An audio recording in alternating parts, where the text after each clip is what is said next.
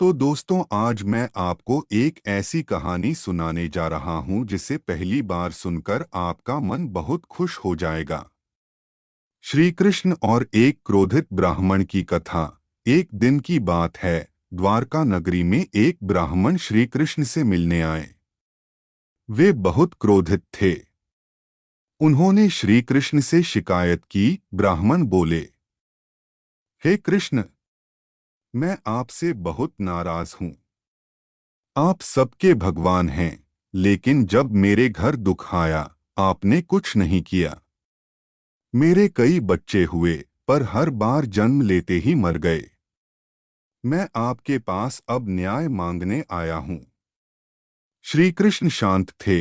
उन्होंने केवल मुस्कुराकर कहा, ब्राह्मण देव, आपके प्रश्न का उत्तर समय देगा।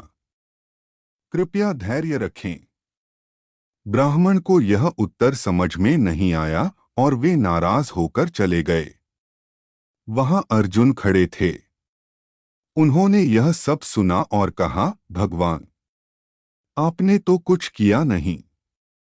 अगर अगला बच्चा भी मरा, तो मैं स्वयं यमलोक से उसे वापस ले आऊंगा। कुछ महीनों बाद ब्राह्मण को फिर एक संतान हुई और दुर्भाग्यवश वह भी मर गया।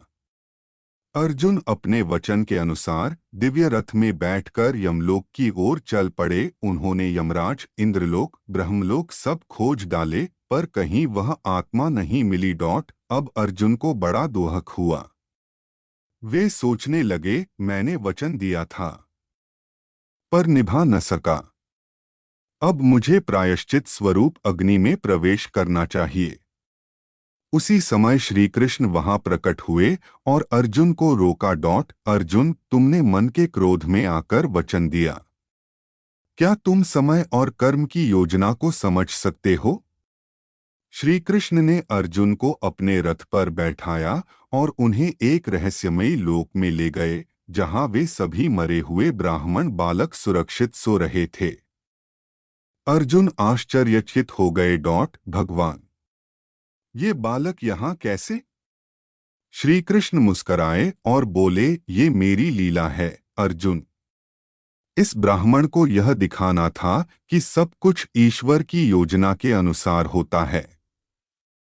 अगर वह धैर्य रखता, तो उसे यह सीखने की जरूरत नहीं पड़ती। वे बालक ब्राह्मण को लौटा दिए गए।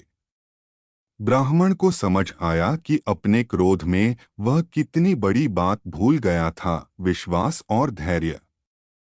कथा की सीख, जीवन में जब भी कोई कठिनाई आए, तो मन को शांत रखें। क्रोध और अधीरता से समाधान नहीं मिलता, उल्टा और संकट गहरा होता है। भगवान हर चीज पर नजर रखते हैं, बस हमें उनका धैर्यपूर्वक साथ देना होता है। मन की शांति तभी आती है जब हम स्वीकार कर लें कि हर चीज हमारे नियंत्रण में नहीं होती। अगर यह कहानी आपको अच्छी लगी हो और इस कहानी से आपको कुछ सीख मिली हो, तो वीडियो को लाइक जरूर करेगा और हाँ, सब्सक्राइब करना ना भूले, ताकि इससे और कुछ नई कहानी हम आपके लिए ला सकेंगे। धन्यवाद।